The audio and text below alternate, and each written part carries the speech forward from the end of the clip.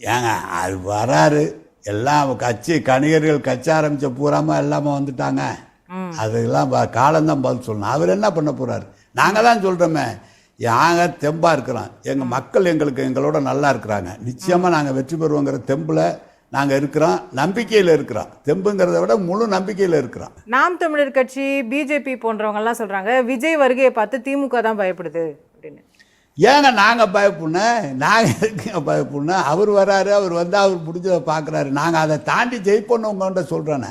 அவர் மாநாட்டுக்கெல்லாம் permission தர மாட்டீங்களாமே, அரசு தான் நிப்பாட்டுதுன்னு இவங்கெல்லாம் சொல்கிறாங்க. இதெல்லாம் அவங்க சும்மா அவங்க மாநாட்டை பிரபல்யப்படுத்துறதுக்காக சொல்கிறார். நானே மாநாடு, திமுக மாநாடு, ஆளுங்கட்சியில் மாநாடாக இருந்தபோது உரிய முறைப்படி நாங்கள் காவல்துறையில் அனுமதி வாங்கினோம்.